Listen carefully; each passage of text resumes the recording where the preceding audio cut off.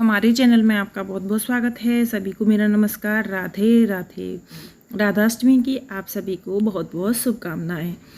अगर राधाष्टमी का व्रत करते हैं या व्रत करने की सोच रहे हैं तो राधाष्टमी का व्रत करने में हमें कौन सी ऐसी 7 गलतियां हैं जो हमें नहीं करनी है। अगर आप ये गलती करेंगे तो आपको व्रत का फल नहीं मिलेगा।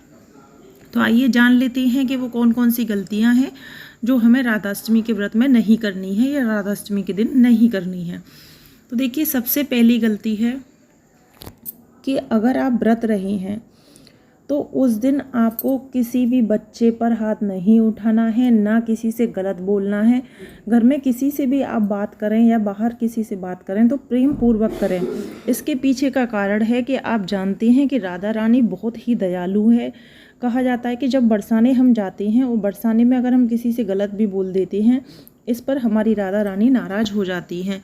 तो उनका जब जन्मोत्सव मना रहे हैं, उनका व्रत कर रहे हैं, तो हमें इस चीज़ का ध्यान रखना है कि ना तो हम किसी से उस दिन गलत बोलेंगे, ना ही किसी पे हाथ उठाएंगे, कोई भी गलत काम हम नहीं करेंगे। तो यह पहली गलती हमें नहीं करनी है। दूसरी गलती क्या है जो हमें नहीं करनी है? दूसरी गलती यह है कि देखिए, ऐसा होता है कि राधाष्टमी वाले दिन हम बिना सिर धोए पूजा कर लेते हैं। ऐसा नहीं है। आपको राधाष्टमी वाले दिन सिर धोना है। सिर धोकर ही राधाष्टमी की पूजा करनी है अगर आप व्रत रहे हैं तो। और सिर धोने के बाद आपको अपने बाल सुखाने हैं और बाल सुखाने के बाल बांध लेने हैं। उसके बाद ही पूजा करनी है। इसके पीछे मैं आपको बताती हूँ कि राधा रानी को कभी भी खुले बालों में नहीं रखा जाता है। आपने इतने बड़े बड़े मंदिर देखे होंगे, आप कोई सा भी ब्रजमंडल में कोई भी बड़ा मंदिर देख लें, छोटा मंदिर भी देख लें, आप देखना आपने कभी राधा रानी को ब्रजमंडल के बड़े मंदिरों में खुले बाल नहीं देखा होगा, क्योंकि राधा रानी को खुले बाल नहीं रखा जाता। तो उनकी पूजा में हमें उनके सारे नियम मानने होंगे।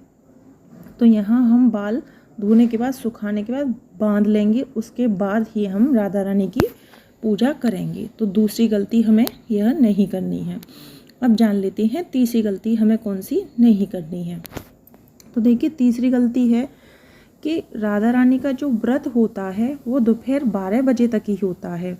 राधा रानी का व्रत दोपहर 12 बजे तक, उनकी पूजा सेवा करने के बाद उनका हम स्नान कराएंगे, पूजा करेंगे, सेवा करेंगे, उसके बाद खोल लिया जाता है।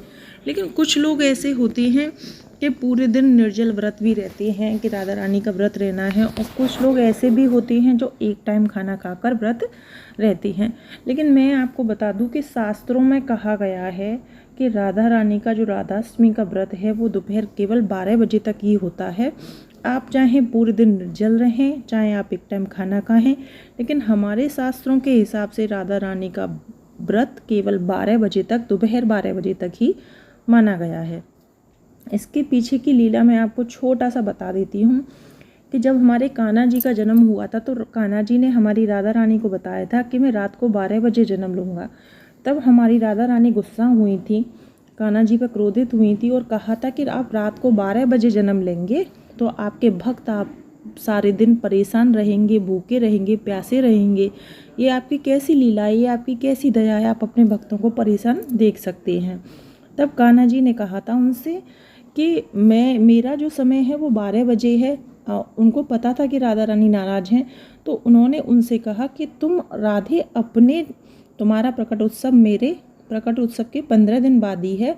अगर तुम मुझ पर क्रोधित हो तो तुम अपने प्रकट उत्सव का समय खुद निर्धारित कर लो। तब राधा रानी ने कहा कि आप अपने भक्तों को नाराज देख सकते हैं, लेकिन परेशान देख सकते हैं, लेकिन मैं अपने भक्तों को परेशान नहीं देख सकती हूँ इतने कष्ट में, इसलिए मैं दोपहर 12 बजे ही अपना प्रकट उत्सव करूँगी, जिससे मेरे भक्तों को कोई कष्ट ना हो, भूखा नहीं रहना पड़े, प्यासा नहीं रहना पड़े। 12 बजे वो मेरी पूजा करेंगे और उसके बाद वो भी प्रसाद ग्रहण कर लेंगे।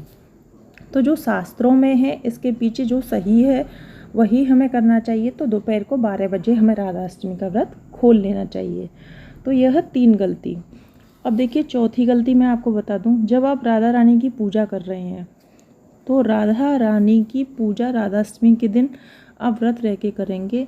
तो एक बात याद रखें कि राधा रानी कोई भी पूजा बिना कान्हा जी के स्वीकार नहीं करते हैं। अगर आप फ़ोटो से पूजा कर रहे हैं तो ऐसी फ़ोटो लें जिसमें राधा कृष्ण दोनों हों। और अगर आप राधा रानी की अकेले कर रहे हैं तो अगर आपके पास लड्डू गोपाल नहीं है तो आप मोबाइल में रख लीजिए। सबसे सरल तरीका है, आप मोबाइल में राधा कृष्ण जी की निकाल लीजिए। अगर आपके घर पे विग्रह या फ़ोटो कुछ भी नहीं है, लेकिन दोनों की साथ में ही पूजा करनी है, तभी हमारी राधा रानी स्वीकार करती हैं। बिना कान्हा जी के राधा रानी पूजा स्वीकार नहीं करेंगी। तो यह है हमारी चौथी गलती जो हमें नहीं करनी है। और एक देखिए ये चलन है कि आजकल लड्डू गोपाल को राधा रानी बनाकर पूजा करने लगे हैं।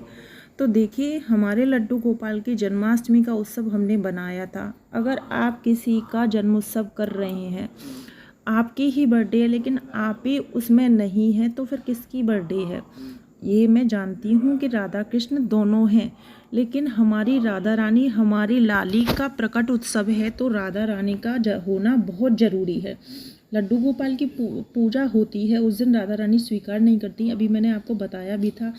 लेकिन उस दिन राधाष्टमी की पूजा में आपके पास राधा रानी का विग्रह या कोई फ़ोटो, या मैंने अभी बताया सबसे आसान तरीका आप मोबाइल में, लेकिन राधा रानी की फ़ोटो या कुछ ज़रूर होना चाहिए। क्योंकि देखिए जिसका प्रकट उत्सव है, जिसकी हम पूजा कर रहे हैं, उसका होना बहुत ज़रूरी है। तो चाहे आप एक छोटा सा कोई फ़ोटो ले आएँ, लेकिन आप राधा रानी को लेके आएँ। तो ये गलती ना करें कि आप लड्डू गोपाल को राधा रानी बनाकर पूजा कर लें। राधा रानी के होने के बाद ही पूजा करनी है। तो ये हमारी 5 गलती जो हमें नहीं करनी है। अब छठवीं गलती मैं आपको बताती हूँ कि देखिए मैंने अभी आपको बताया कि जो राधा रानी का व्रत है वो 12 बजे ही खोल लिया जाता है। तो देखिए 12 बजे खोल लिया जाता है, तो मैंने आपको बताया तो आप सोचें 12 बजे व्रत तो खुल गया है, लेकिन इसका एक नियम है कि राधाष्टमी का व्रत आपने किया है तो 12 बजे तक आप व्रत रहे हैं। लेकिन आप ये नहीं कि 12 बजे के बाद लहसुन प्याज या कोई भी चीज़ खाएं। नियम पूरे दिन होगा लेकिन व्रत 12 बजे तक ही होगा। तो आप अष्टमी वाले दिन, जिस दिन राधाष्टमी का व्रत कर रहे हैं, उस दिन आपको लहसुन प्याज नहीं खाना है। नियम पूरे दिन हमें मानना है। आप पूड़ी खा सकते हैं, बट कुछ भी खाएं जो आपका मन करे, लेकिन आपको लहसुन प्याज का सेवन नहीं करना है। तो ये हमारी हो गई 6 गलती जो हमें नहीं करनी है।